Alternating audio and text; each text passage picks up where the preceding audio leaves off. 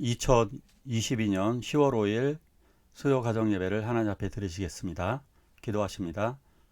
사랑과 은혜가 충만하신 아버지 하나님, 하나님께서 우리들에게 햇빛과 공기, 물, 이 땅, 걸음, 수많은 것들을 허락하여 주심으로 식물들이 잘 자라나고 있습니다. 또한 동물들도 자라나고 우리들도 살아가고 있습니다. 이 모든 것을 허락하신 아버지 하나님께 감사를 드립니다. 이 예배를 통하여 우리들에게 모든 것을 공급하시는 하나님 아버지, 그 사랑과 은혜를 기억하며 살아가게 하여 주시고, 오늘도 하나님께서 우리들에게 은혜를 내려 주시옵소서. 또한 우리들은 예배를 드리고 난 이후에 은혜에 합당한 삶을 살아가게 하여 주시옵소서. 예수님의 이름으로 기도하옵나이다. 아멘. 사도신경으로 신앙 고백하십니다. 전능하사 천지를 만드신 하나님 아버지를 내가 믿사오며 그 외아들 우리 주 예수 그리스도를 믿사오니 이는 성령으로 잉태하사 동정녀 마리아에게 나시고 본디오 빌라도에게 고난받으사 십자가에 못 박혀 죽으시고 장사한 지 사흘 만에 죽은 자 가운데서 다시 살아나시며 하늘에 오르사 전능하신 하나님 우편에 앉아 계시다가 저리로서 산 자와 죽은 자를 심판하러 오시리라. 성령을 믿사오며 거룩한 공예와 성도가 서로 교통하는 것과 죄를 사하여 주시는 것과 몸이 다시 사는 것과 영원히 사는 것을 믿사옵나이다. 아멘.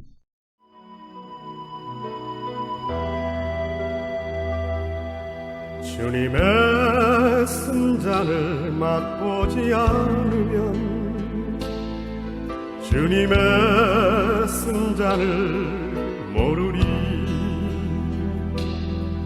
주님의 괴로움 당하지 않으면 주님의 고통을 모르리.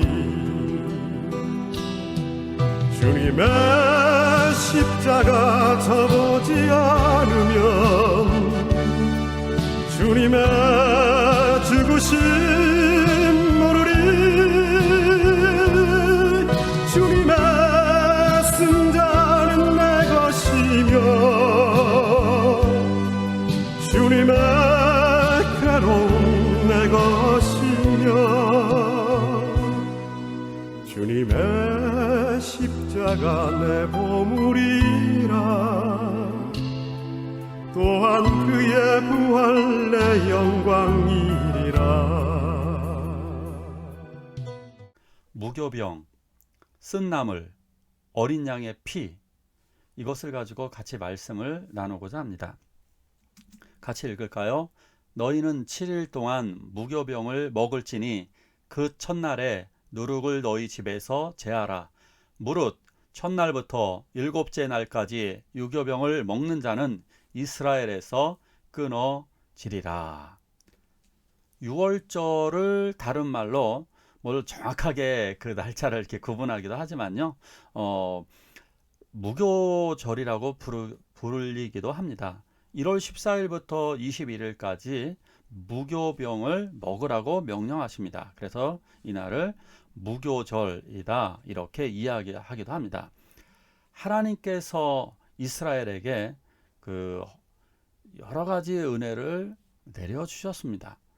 그리고 그것을 통해서 이스라엘 백성은 구원을 받게 되었던 것입니다. 자, 그런데 여기에서 이제 중요한 내용들이 하나하나 나오게 됩니다. 이 빵을 먹을 때 가장 빵을 만들 때 핵심적인 것 중에 하나가 뭐냐면 반죽 단계에서 누룩을 넣는 것입니다. 누룩이라고 하는 것이 무엇이냐면 반죽, 그 밀가루를 부풀어 오르게 하는 이스트, 효모라고 하는 것입니다. 그 이스트를 넣지 아니하면, 그 효모를 넣지 아니하면 빵은 부풀어 오르지 않아서 그것이 딱딱해지기 때문에 먹기에 좋지 않습니다. 자, 그런데 왜 굳이 이러한 방법을 사용하라고 하셨을까요? 그것은 여기에 의미가 있기 때문입니다. 누룩은 과거에서부터 습관적으로 먹어왔었던 이집트의 방법을, 이집트의 삶을 의미하는 것입니다. 이 과거에 그들은 죄 가운데 옛 생활 가운데 더러운 이집트의 문화를 그들은 뼛속 깊이 체험하고 있었습니다. 그렇기 때문에 이제 그들은 하나님의 자녀로 새롭게 거듭났기 때문에 유월절 어린 양의 피로 말미암아 새로운 피조물이 되었기 때문에 새로운 삶을 시작하라고 하는 것입니다. 고린도후서 5장 17절을 보면 그런즉 누구든지 그리스도 안에 있으면 새로운 피조물이라 이전 것은 지나갔으니 보라 새 것이 되었도다 이렇게 말씀을 하고 계십니다. 이제 이스라엘 백성들이 해야 될 일들은 각 집안에서 누룩을 집에서 없애는 작업입니다. 그러니까 구석구석 청소를 깨끗이 해야 하는 것입니다. 왜 굳이 뭐 안 먹으면 됐지 누룩을 없애라 이렇게 이야기하느냐? 아까도 말씀드렸듯이 누룩은 이집트의 더러운 죄악의 행실을 의미하는 겁니다. 그러니까 우리들의 삶 속에서 죄를 없애는 작업을 계속 하라는 이야기입니다.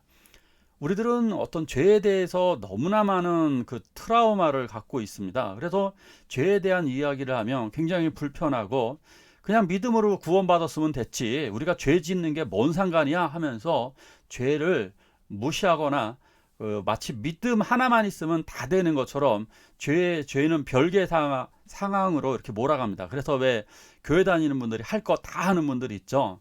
근데 그것은 사실상 신앙이 아니라고 볼 수 있습니다. 왜냐하면 아주 단순하게 저는 이 부분에 대해서 많이 말씀을 드렸는데 아주 쉽게도 또한 이렇게 말씀을 드릴게요. 목욕하고 비슷합니다.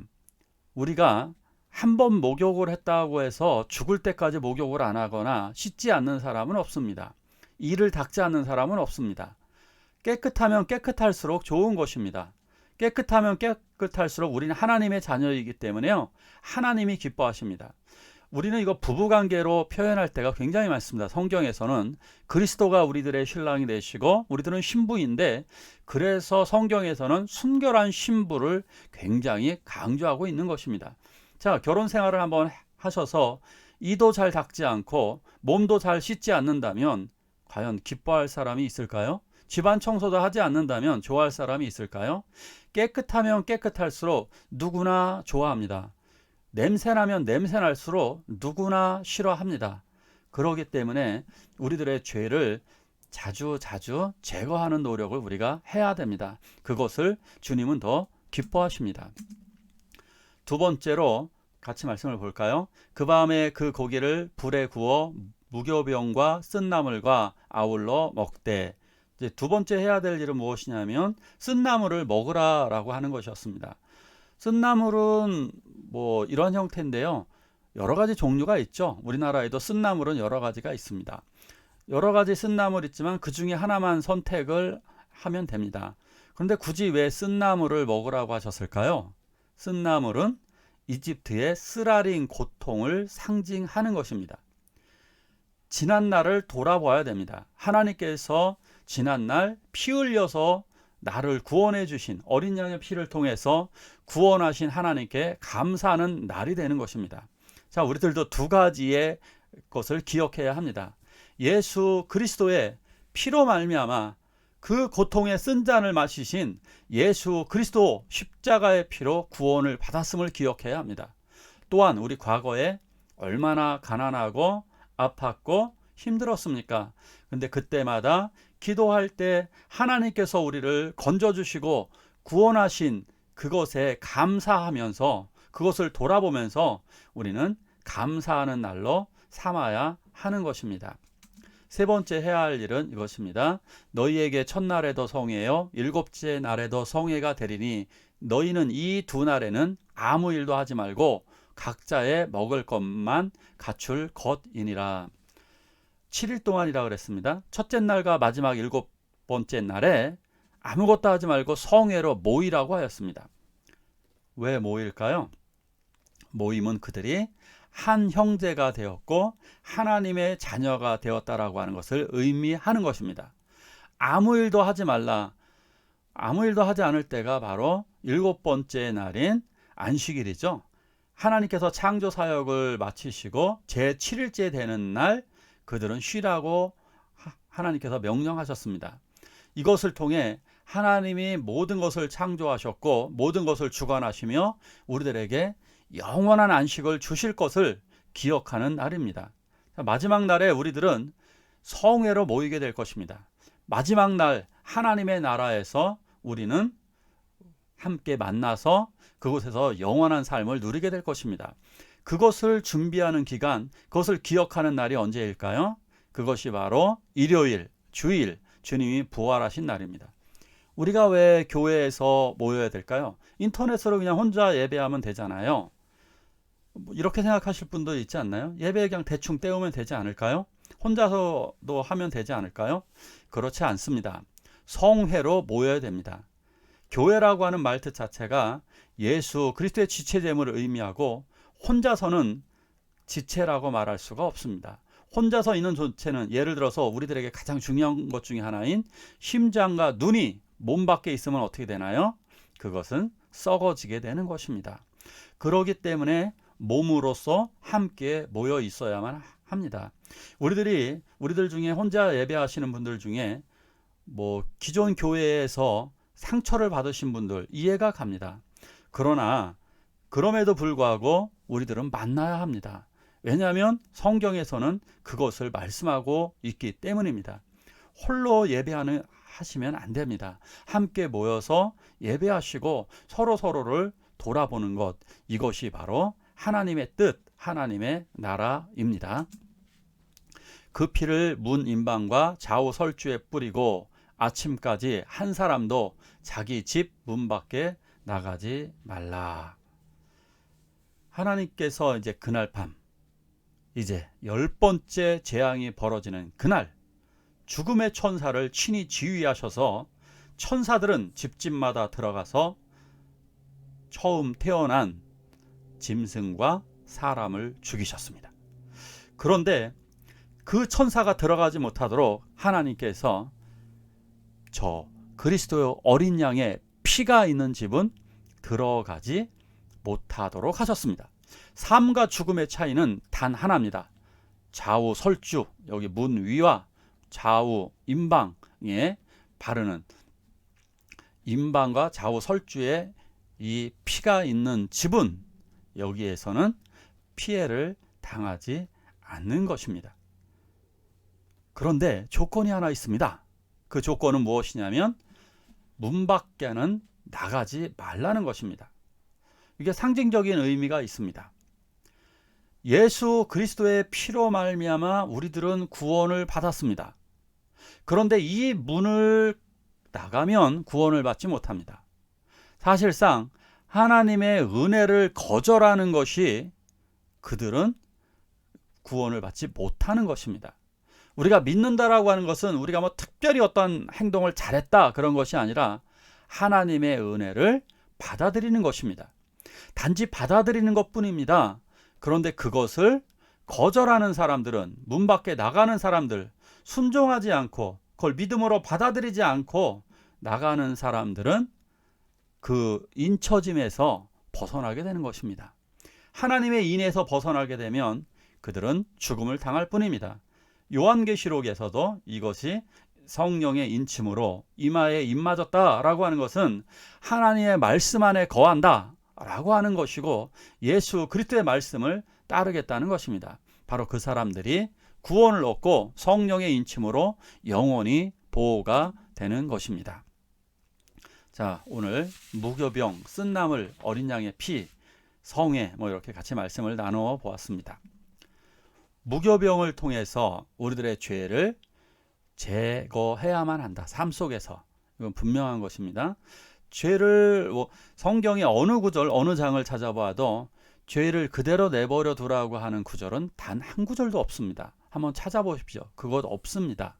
자, 두 번째로 쓴나물은 우리들의 과거의 고통을 생각하면서 감사해야 됩니다. 특별히 나를 위해 십자가를 지신 예수 그리스도의 그 보혈의 피를 바라보면서 감사해야 합니다. 그리고 어린 양의 피를 이제 우리들의 몸에 바르고 그리고 밖으로 나가시면 안 됩니다. 거룩한 삶, 거룩한 사람들과 믿음의 영적인 교제를 함께 나누시기를 축원합니다. 같이 기도할까요? 주님의 십자가를 생각하며 감사하고 저 천국을 사모하여서 마지막 날에 거룩한 성회에, 하나님의 성회에 참여하게 해달라고 우리 함께 기도하시겠습니다. 주님의 십자가 져보지 않으면 주님의 죽으심 모르리. 주님의 승자는 내 것이며 주님의 괴로움 내 것이며 주님의 십자가 내 보물이라. 또한 그의 부활 내 영광이리라. 또한 그의 부활 내 영광이리라.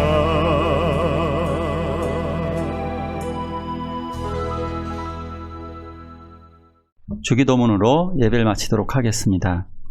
하늘에 계신 우리 아버지여, 이름이 거룩히 여김을 받으시오며 나라가 임하옵시며 뜻이 하늘에서 이룬 것 같이 땅에서도 이루어지이다.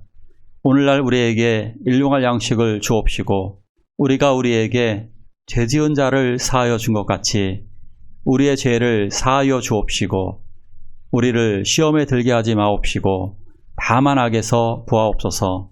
대개 나라와 권세와 영광이 아버지께 영원히 있사옵나이다. 아멘. 주님의 십자가 져보지 않으면 주님의 죽으심 모르리. 주님의 승자는 내 것이며 주님의 괴로움 내 것이며 주님의 십자가 내 보물이